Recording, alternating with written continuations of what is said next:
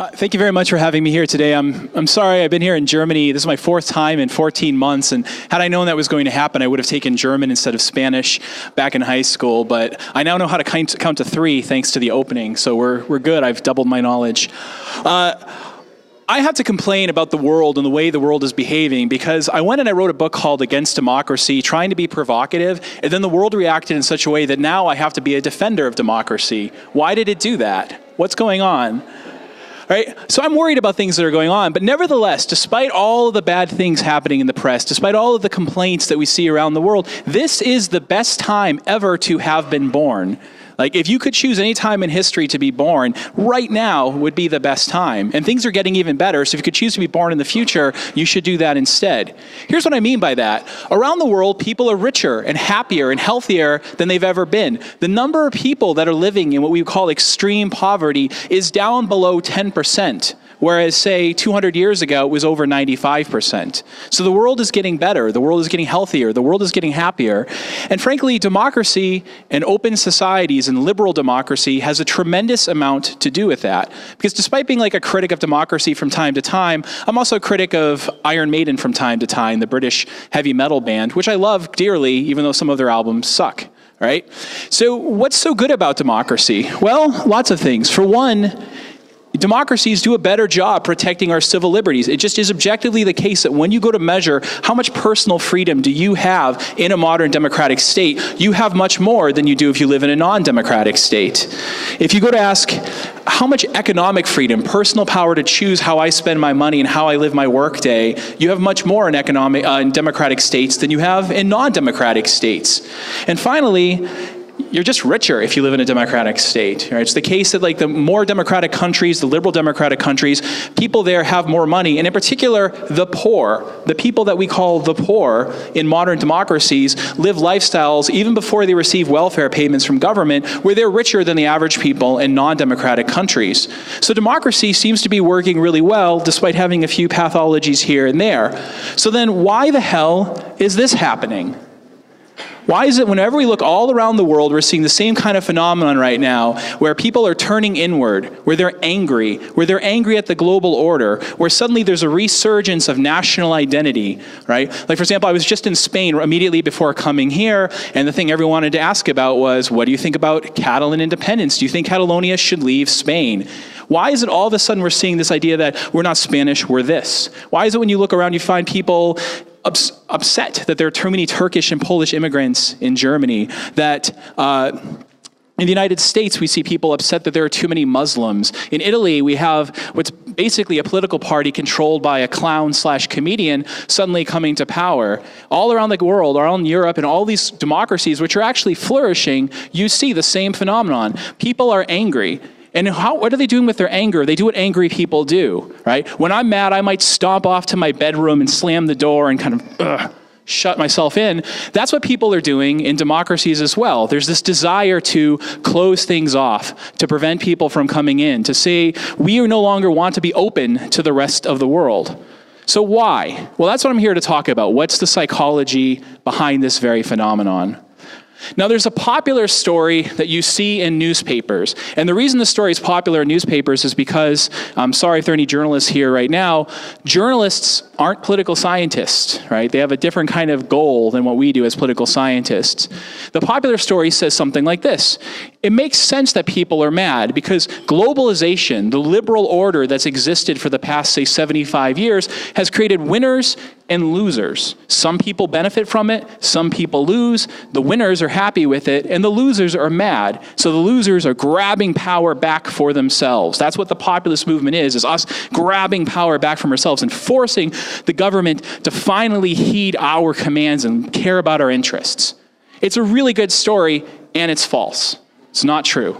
Right? In fact, when you look around and you find how people react to these things, this is what you find. Let's say in the United States, the Trump voters, I'm sorry, I'm going to make you over here the Trump voters, you actually benefit more from globalization than I do. right? We go to measure how much has your income gone up as a result of free trade. The answer is about 45%. Well, what about me? How much has my income gone up as a result of free trade? Being one of the liberal elites who lives in Washington, maybe only about 20%. And when you look in other countries, you see that very same phenomenon. When you see the people who are upset about immigrants, all these immigrants coming in, who are they? Well, they're not the people who live in Berlin surrounded by immigrants. They're not the people living in Washington, D.C. or New York City or London surrounded by immigrants. They're people that live on the countryside who never interact with them, to whom immigrants are a kind of scary caricature, a cartoon, but not actual people. So I frequently have people say to me when I go around defending open immigration, well, how would you like to live in a neighborhood that's 20% Muslim? And my reaction is, I already do. It's fine. It's actually pretty great. We have better food than you. Right? Now, I'm not going to spend all my time talking about immigration, but I want to let you know just how important this issue is. You should spend more time thinking about it. In fact, I have a book coming out later this year with the Dutch philosopher Bas van der Wassen, specifically on this question. When economists go to measure what is the impact of immigration, what is the impact of, say, opening borders and allowing free mobility around the world, what would that be? The normal consensus view, the overwhelming view in the economic profession from people on both the left and the right, is that open immigration would double world product. It's having closed borders is the single most inefficient thing that we do. We literally could have a world order where the amount of production happening per year is around 230 trillion US dollars, but we're only about half that because labor is allocated so inefficiently. And if we were to just do this, almost everyone would benefit. The poor, the rich, we'd all be better off. Nevertheless, this story, even though it's the consensus view of economists, doesn't get much play in the popular press. No political parties are talking about it, and no one is interested in it. Instead, what's going on is massive xenophobia and massive fear that our societies are collapsing in front of us because we're allowing in a few more people. And keep in mind, no one has an open border regime. No one has a truly open society. Everywhere is closed off. So my neighbors up north in Canada love to say, well, we're not like the United States, who's really xenophobic. And the answer is, well, maybe you're like 0.1% less xenophobic than we are. Why? Why is this happening? Why doesn't democracy track the economic truth? Why is it that no one's even interested in having this debate and looking at the statistics and the data? So here's where I get into what's really going on about how democracy actually works. And I'm going to be talking about mass democracy in a large scale. I'm not talking about small scale democracy when you have 6 or 7 people in an academic department working together. That works just fine. Right? I work in economic democracy. It's lovely. I'm talking about what happens when we work on the scale of millions. So the great British political philosopher, feminist author, economist, moral philosopher John Stuart Mill, back around 1850, wrote a book or a pamphlet called Considerations on Representative Government. And he had a hypothesis about what would happen if we got you to participate in politics. His hypothesis was pretty simple. He said, people are kind of dumb, they don't spend a lot of time thinking about things, and they're very selfish. But if we could just get a factory worker living in Manchester, England, to pay attention to politics, something would change. Suddenly, he'd have to be aware of everybody else's interests. He'd have to know what you care about and what you care about. And further, because I've been given all this responsibility, I'd have to think very carefully about what I'm going to do with whatever political power I'm given. And so I'm going to become smarter. So he thought political participation would enlighten and ennoble us. To get people to participate in politics would be like getting a fish to discover that there's a world outside the ocean. Joseph Schumpeter had a very different hypothesis about what politics would do to us. He thinks when you get the typical person to participate in politics, they start reasoning in a way that they would regard as infantile, childlike, in the sphere of their legitimate interest. He says they become a primitive again. They become idiots when they participate in politics. So here's the thing. Neither one of them really could prove their point because neither one of them had the kind of data or empirical work that we now have. But around the world, political scientists and economists for the past 70 years or so have amassed massive amounts of data on how voters think, on what they know, on what makes their brains work, on how they tick, like what psychology is going on up here. And unfortunately, the answer is Schumpeter is closer to the truth than Mill. It's too bad, but it's depressing, right? So I'm going to start by illustrating this with a personal example. I have here my in-laws, right? My parents-in-law. So this I call Pop-Pop and Grand-Grand. That's what my children call them.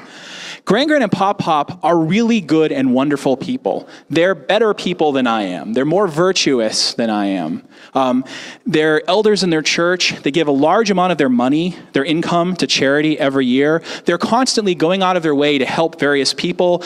When I got my first job out of graduate school, they drove my car across the country for me so I could fly in and take it easy and just get to work faster. They've done all sorts of wonderful things for like their kids and for others. How do I repay them? Well, I repay them by using them as a negative example in this talk in front of a bunch of strangers. So again, like I said, they're better than I am, right? Because what happens is they have two faces, like Dr. Jekyll and Mr. Hyde. When they're in their day-to-day normal lives, when you interact with them on a personal sphere, they're wonderful. But when they get involved in politics, suddenly they become more monstrous.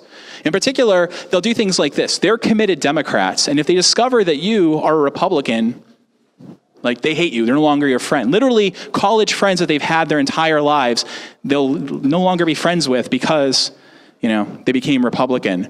If you have a political debate with them, so sometimes they'll ask me about things going on in political science. They'll say, what does the literature say about this or that? And I'll say, oh, well, it says this. I'll tell you about the studies. Their reaction is very commonly, well, you know what? I disagree with that. So the people who wrote those studies must be a bunch of Republican shills working for the corporations. I'm like, well, no, they're Democrats, mostly moderate Democrats. They're, just getting paid by the universities. Nah. They'll watch television shows from the other side. They don't like Fox News, but they watch Fox News in order to get mad. They enjoy feeling angry, right? And my mother-in-law in particular will sometimes watch shows in order to, and then she'll react by taking coat hangers and throwing them at the screen. This has happened more than once, right? And they'll kind of go off and sulk when you debate them. Why is this happening? Well, they might be something of an extreme case. And by the way, they've calmed down in recent years. They're a little bit better than they were. But this kind of behavior, it turns out, is pretty common to political participation. They're not that abnormal. Why? Well, the reason is because democracy does not work the way you think. Right? That's not to say it doesn't work, but it does not work the way you think. The story that you were told in school about how democracy works, unless you did like advanced studies in political science or something, is false. There's a story that we in the United States teach our kids in 6th grade. Right like halfway through their primary education, we teach them a particular story about how democracy works, and it's false. And we've known it's false for a long time. So what I'm going to do today is tell you why that story is false and tell you what the truth is, sad as it may be. Now, there is tremendous variation among citizens in how they act, how they think, in what they know, and how strong their opinions are, and so on. But nevertheless, in a modern democratic nation state like this one, like Spain, like the United Kingdom, like the United States, like Canada, like Australia, you find that basically citizens fall into two major types, which I'm going to call hobbits and hooligans. All right. So hobbits, how many of you have either read the Lord of the Rings novels or you've seen the films? Great, almost everybody. So if you've seen that, you remember what the hobbits are like. They're diminutive people, they kind of look like us. They live a lifestyle very similar to kind of like a British countryside lifestyle. What do they want to do? They want to smoke their pipes all day. They want to eat breakfast and second breakfast and third breakfast and 11sies and lunch and a snack and just chill out. There's a grand existential struggle going on between the forces of darkness and the forces of light in a world filled with magic, and they don't give a shit. They just want to eat and hang out, right? And that is really the typical citizen in a kind of non-voter in a modern democracy. When you go and you look at the people who choose not to vote, the people who have the right to vote but choose not to, this is what you find. They don't care. That's what's motivating. They just aren't that interested. They don't find politics interesting. It bores the hell out of them. Because it bores the hell out of them, they don't have much of a political identity. They don't really have strong opinions. So if you go and ask them, hey, what do you think about what do you think about Catalonian independence? They'll offer you an opinion they make up on the spot because people hate saying, I don't know, I don't even know what that is. So they'll make up something. You ask them that same question 5 minutes later, they'll say the opposite thing, and they won't remember what they said. So they don't really have firm or fixed ideologies, and they don't really get mad about politics because they don't care. It's boring, right? They also know next to nothing about politics. Why not? Because they don't find it interesting. So for example, my taxi driver on the way here, when I was going to my hotel, was trying to ask me about my opinion about the World Cup, and I had to be like, oh, I'm sorry, dude, I'm American, we don't really watch football. I don't know anything about it, right? Well, what about the other people in politics? What are they like? Now, I've been to football games in, say, Sao Paulo, Brazil, where I saw the Sao Paulo state team fight the Sao Paulo city team. And I should say, really fight. They actually prevented fans from either team from sitting next to each other. They had metal barricades. You had to walk about 3 kilometers around the stadium to get from one side to the other, and you could not interact with the other team because they knew you would have fist fights. And they really did. I saw them fighting on the streets, and this was just a regular game. It wasn't even like the World Cup or something big. So think about how sports fans are. Usually they're really well informed. They can remember like games from like 50 years ago. Before they were even born, they know stats about the games. They can tell you who the players are. They can tell you what the players like to listen to. They can tell you whom the players are married to. They can tell you where they live. They know all of these things. But they're also really biased. They're biased in one thing because they don't like people who are fans of the other team, right? So if like I'm a fan of, say, I'll use an American example. If I'm a fan of the Boston Red Sox, because I'm from the Boston area originally, and you're a New York Yankees fan, then we can't really like each other. You know, that's like a reason to dislike each other. Now, we won't actually fight, but nevertheless, it's a reason to dislike each other. Further, they're also super biased in the sense that you can be watching a game and like your favorite player on your team suddenly falls on the ground and clutches his knee. And if he's your guy, you think, yeah, he was fouled. The other guy should get a red card. If it's, on the other hand, you see the exact same event occur with a player on the other team, your rival team, your reaction is, of course, he's flopping, he's faking it, it's BS. Now, it's not like you have access to different information. What's going on is you look at the facts and you interpret those facts in a way that you find flattering. Right? So another example of this would be back a couple years ago in the United States, there was a scandal where the American football player, or gridiron football player, Tom Brady, was accused of having deflated footballs for an advantage. So the people from the New England area all reacted by saying, of course that's a lie, of course he didn't do it, he's honest. They got the right answer. And then the people from the rest of the country, they thought, well, of course he's guilty because they don't like him, because they're jealous because my team beats theirs all the time. Right? So the political analog of this, the typical sort of citizen who participates in politics, this is what we find about them. They know more about politics. They're better informed than others, but at the same time, they're incredibly biased. They do things like this. They choose newspapers that will reinforce what they currently like to believe. They'll ignore people and ignore evidence on the other side. When they meet someone who belongs to a different political party, their reaction is, I don't like you.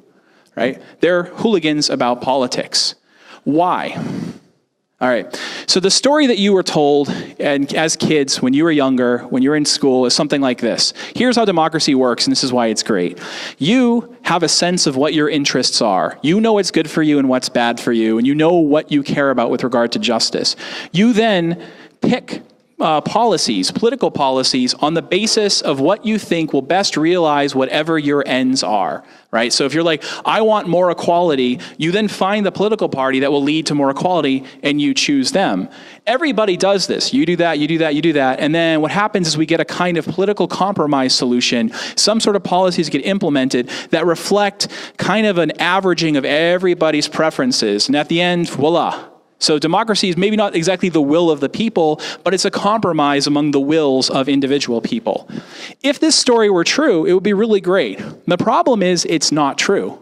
The problem is this is false. Right? Here's how it actually works.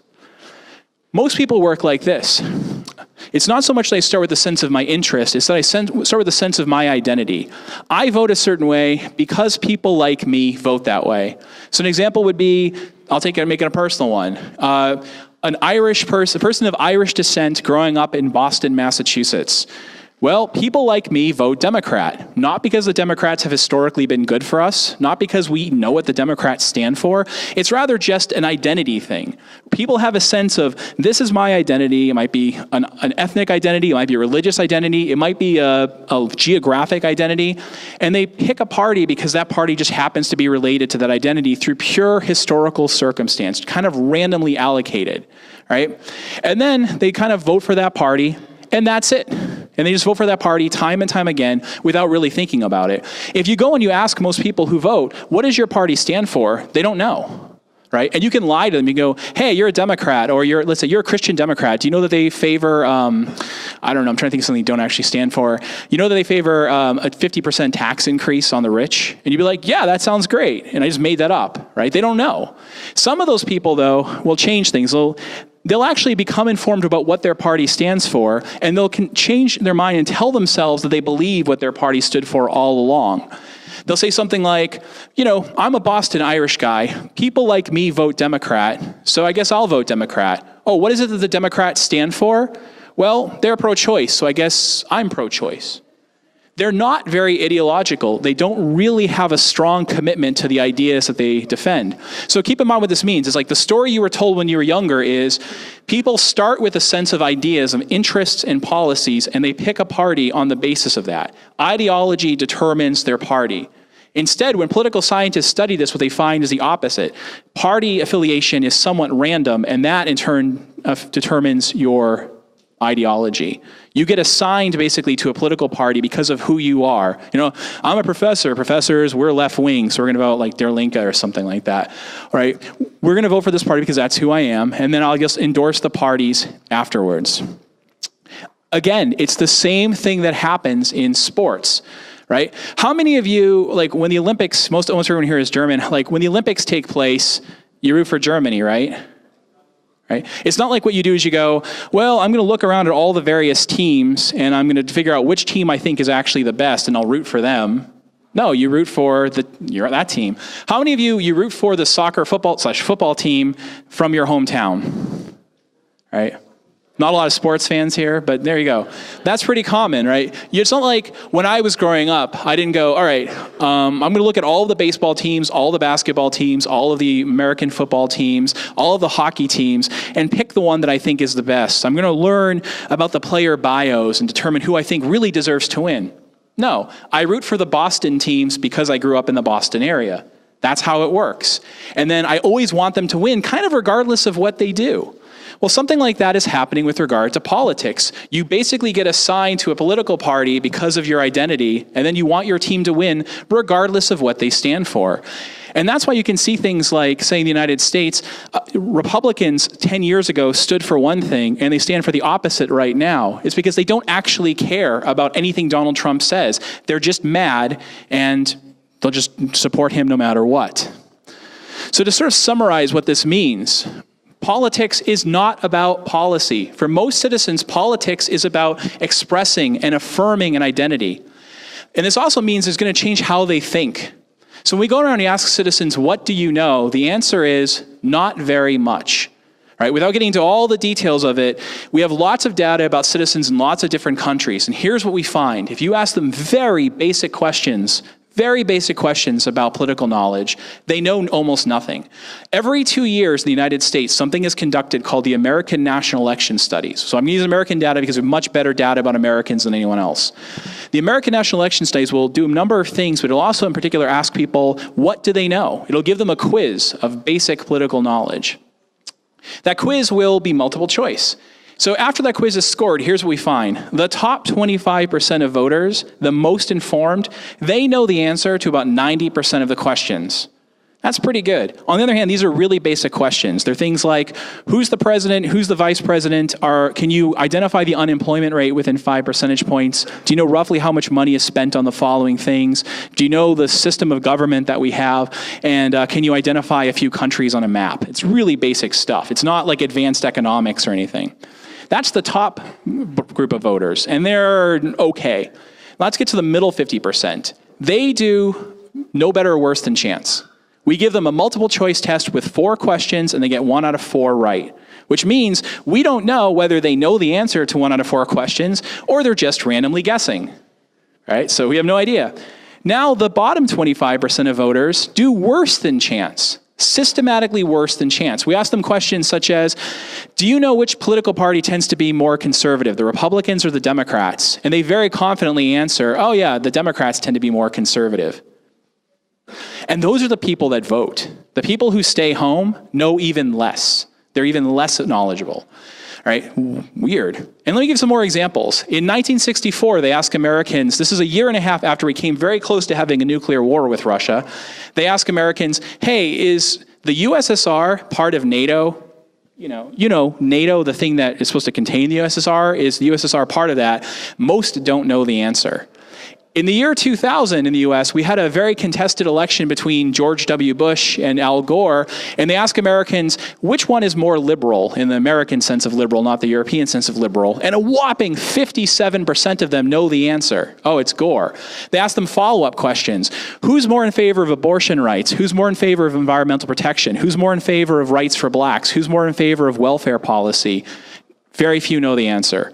So they kind of know that this word attaches to this guy, but they don't even know what that word means. And these are the people that vote. Now, you might think, all right, but those are Americans, they're kind of dumb, like they don't know a lot, right? But for what it's worth, when we look, we have similar, not as good, but similar data for other countries.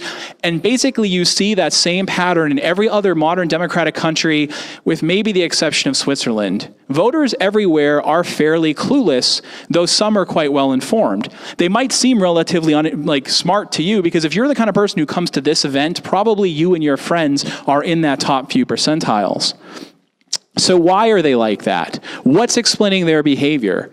It's really very simple. It's a pathology that's built into democracy in the first place. It has to do with this. Your vote just doesn't really matter. Sorry, mine doesn't really either. Because you have proportional voting here in Germany, your vote counts a little bit more than mine, but it just doesn't make much of a difference. Right? The probability that your vote is going to make a difference is vanishingly small. Depending on where you live and what kind of election it is, it might be a little bit higher or lower. So to illustrate this, imagine that this is a college classroom, and I'm your professor, and you're going to be with me for 15 weeks, and I say to you something like this: I'm an egalitarian, and I believe everyone should get the same grade. So what I'm going to do is as follows. 15 weeks from now, you will take an exam worth 100% of your grade. And I'm going to average all of your scores together, and you'll all get exactly the same score. Now, would you like to take a class like that? Probably not. How much would you study? Yeah, would you study? Yeah? Like in a class where no matter, you wouldn't? All right. Most people wouldn't study. We've actually done this as laboratory experiments. The average grade ends up being failing. People don't score. It's not because they're mean. It's not because they're stupid. It's not because they're idiots or they lack virtue. It's because the incentives are all wrong. If I have a system in which no matter what you do, you're going to have the same result, you're probably not going to study. Right? And this is basically what happens in democracy. Democracy is a final exam with millions of people all at once you take every 4 years. If you study your butt off and figure out exactly what is the very best political party and the best set of political positions, and you go and you vote, nothing happens. If you don't, nothing happens. If you vote one way, if you vote a different way, if you stay home, the same thing happens. See, the problem is that we've given power to the people, but also removed their incentive to be informed. Right? We call this in economics rational ignorance and rational irrationality. You can afford to indulge your biases because your vote doesn't make much of a difference. You can afford to use politics for something other than policy because your vote doesn't make a difference. When I'm crossing the street, I look both ways. Not because I find cars, well, I do like cars, but not because I'm interested in what the cars are, not because I want to see the traffic patterns for the fun of studying them, but because I need to know what's happening. And if I see what appears to be an 18-wheel Mack truck barreling towards me at 70 kilometers per hour, I wouldn't dare indulge the fantasy that that's not actually a truck. That's Optimus Prime, the Transformer, my childhood hero, coming to take me on an adventure. Because if I'm wrong about that, right? I get punished. But when it comes to politics, I can afford to use politics in anger to express myself. And so that's what I think is really going on right now. The populism that you see, it's not about policy. It's rather about giving the middle finger to people. And so sometimes people ask me about Donald Trump and others, and I'll say, I think Donald Trump is the most successful U.S. president ever, in a sense. Keep in mind, I'm not actually endorsing him. What I mean by that is people voted for him in order to give the middle finger to me as one of the coastal elites, to give the middle finger to you, Europeans, we're sick of your shit, right? And to give the middle finger to the media and to immigrants and others that they're just mad at because they're just mad for various reasons. And every single day, he successfully does it. Every single day, he successfully riles people up and pisses them off. That's what he was there to do. It doesn't matter what he accomplishes beyond that. And I think a lot of these other political movements are the same kind of thing. People can afford to indulge irrationality and bias because they know their votes don't matter. So thank you very much, and I'm happy to take your questions and comments.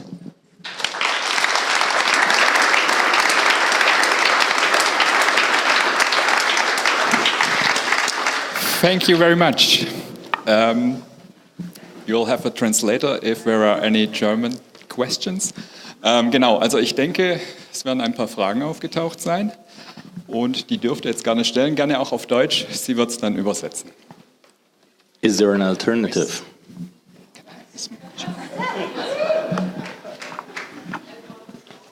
Is there an alternative? Here's some things we could do. One is democracy works best when it's small scale. The reason that Switzerland, I think, works better than, say, Germany, and even Germany works better than the US. Part of it has to do with the nature of the political system, the way that votes are counted.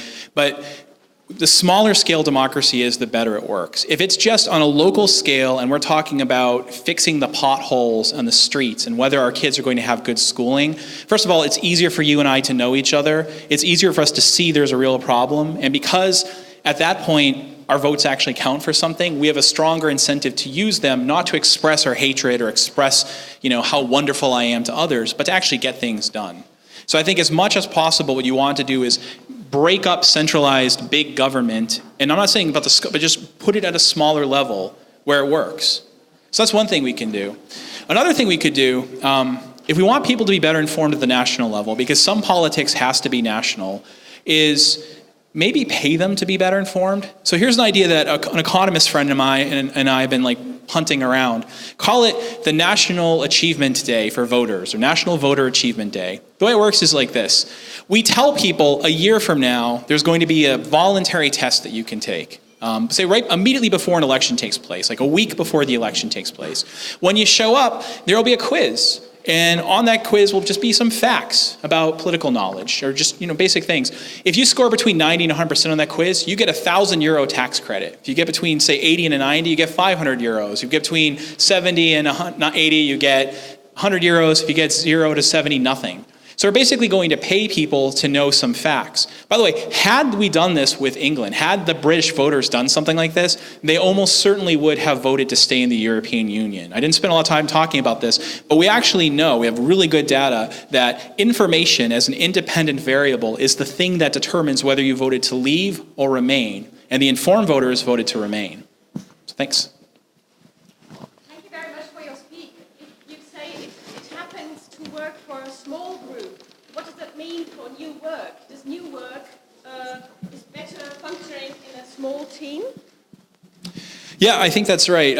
There's work now on economic democracy, on trying to have non-hierarchical firms, and how does this stuff function. And what you find again and again is that hierarchy becomes more useful and also more functional as groups get to be bigger. And unfortunately, democracy tends to get more dysfunctional as groups tend to become bigger. Even I work in a democratic workplace, but we also have a nice illustration of this, sort of anecdotally. I have the 6 people that are in sort of my subsection of my department, and we work together wonderfully because it's very easy to work out differences. And then we have my bigger department, which has 25 people, and there it's much harder to understand each other, and then suddenly interests diverge. And then we have the entire business school. And literally every single meeting I've ever been to at Georgetown's business school, I guess they'll see this perhaps, has been a complete waste of time. Nothing has ever been accomplished. And almost all the time is spent just sort of talking for the sake of self-aggrandizement. And then there's the university as a whole, and there it's a complete disaster. And what ends up happening is the English department, which has no money, tries to run things for its own benefit at the expense of everything else. Right? It's exactly what you'd expect given this basic theory of democracy, is that when it's small scale and personal, we work things out. And when it's a really big thing and you're a bunch of strangers and my stuff doesn't really count anymore, I'm going to act either dumb or selfish or mean. Jason, thank you very much for your talk so far. And I would like to connect to is there an alternative? And I would say yes, as long or as soon as we raise a power question.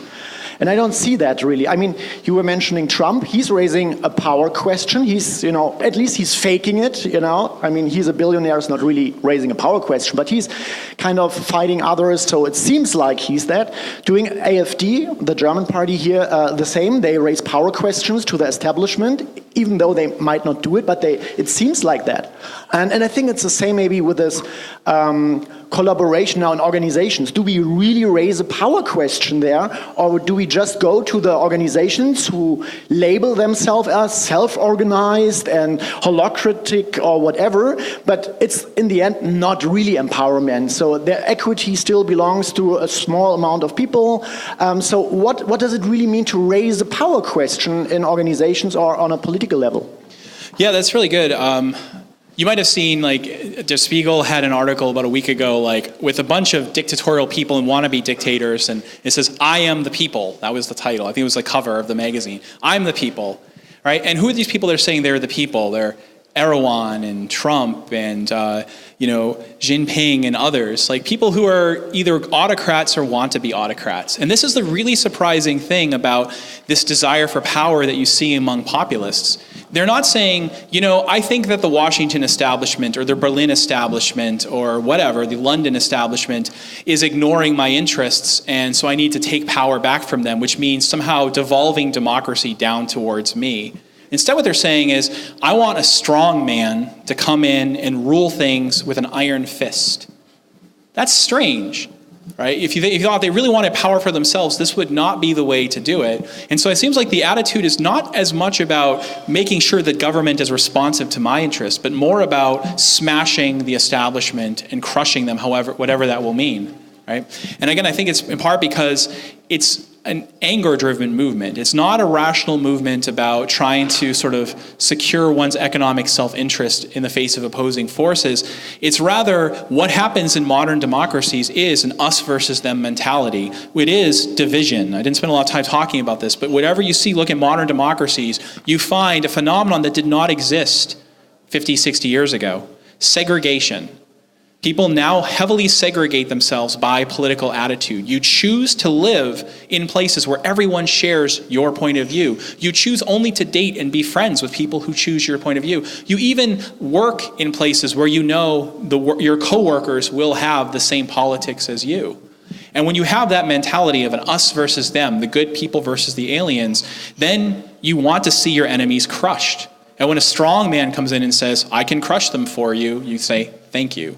So they want power to crush their enemies, not to promote themselves. Okay, eine letzte Frage noch oder Kommentar? Could the system maybe be improved by talking about responsibility, that if you're a politician, you need to take responsibility not just by saying things, but if you say something, you need to be taking credit for it later? And also for the voters, if you vote for something, you need to take responsibility for it? Yeah. I mean, in a sense, yes, what we need is more responsibility, but the question is how to get it. As a voter, you don't get punished for being wrong or rewarded for being right, because your individual vote doesn't matter. And also, voters don't remember what they did, right? So an example, this would be something like, I'll use another American example, sorry for accusing, we just have better data about the US.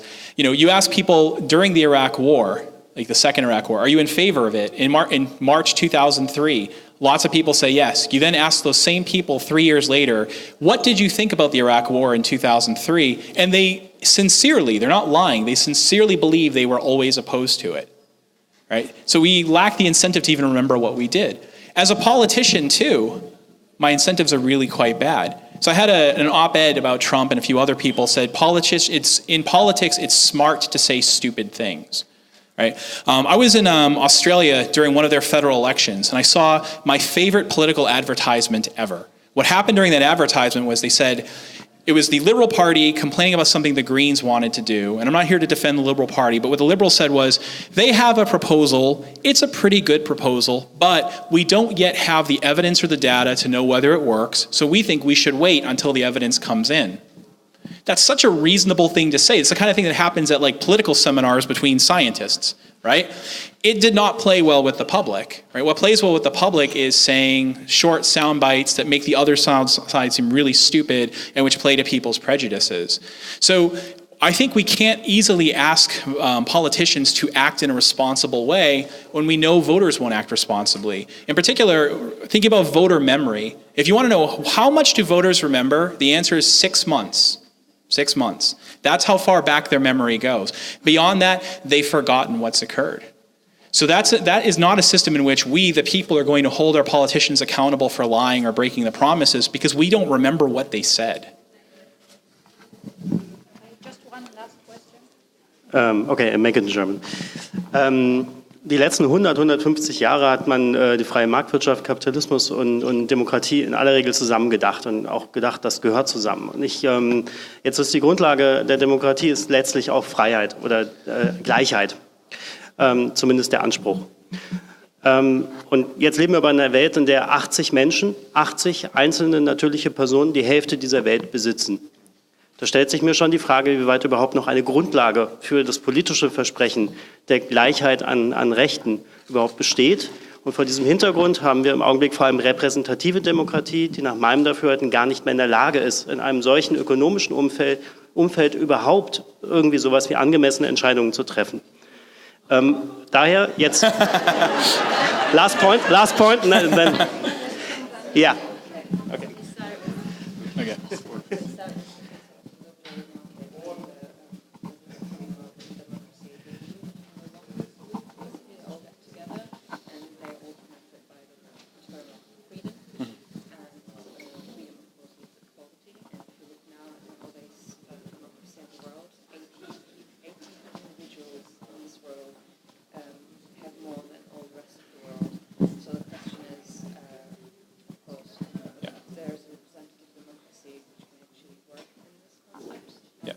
And last idea, maybe capitalism is broken and maybe democracy is not very good organized and it is not organized in a way that we can cope with this crisis. Yes. Okay, great.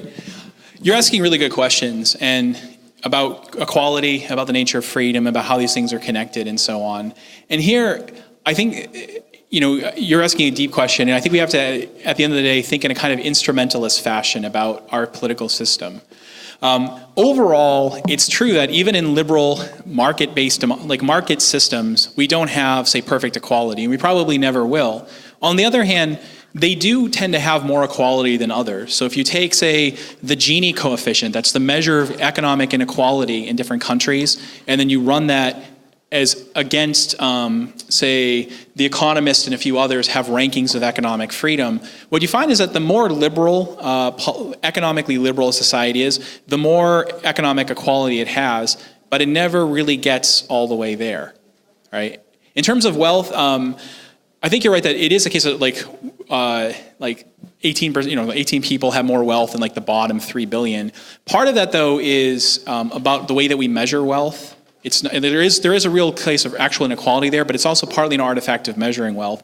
So a good way of thinking about this is, if you wanted to know who's the wealthiest person in my family, it's like my son Keaton, who's 7 years old. It's not me. Now, no one feels sorry for me. I actually make a lot of money every year. I have like a pretty big retirement account, but I recently took out a mortgage, and because of that, like it made my like net wealth go down pretty much, like quite a bit. Even though, in fact, I'll retire with millions and millions of dollars in my bank account, and I drive a fancy luxury car, and and buy fancy guitars every other week, right? So part of this is a question of when you have debt. And you look at people as that as a measure of net wealth, what you find is this weird thing where what are actually quite rich people living in, say, first world countries will count as having negative wealth despite having all this stuff because of debt. When you correct for that, if you try to look at alternative measures of wealth, you do still, however, find that there is massive inequality, if not quite as much as you think. So I think what I want to say is, like, when we're looking at systems, we have our ideals, and no actual system manages to match it. So what we have to do is just say, which system, which set of rules does the best job compared to all of the others? And this is what bothers me, I think, about some of the reactions to democracy. Even as a person who wrote a book criticizing democracy, it's not like people who are worried about democracy take my relatively tame proposals at the end. Rather, they're saying, I want a Vladimir Putin to fix things for me. I want autocracy to fix things. And it's like, that doesn't actually work better either. So I think we have to some degree lower expectations of what we're going to get out of politics, and to a certain degree learn to live with, like, we will never live in a perfectly just world, perhaps. Thanks. Thank you very much, Jason Brennan.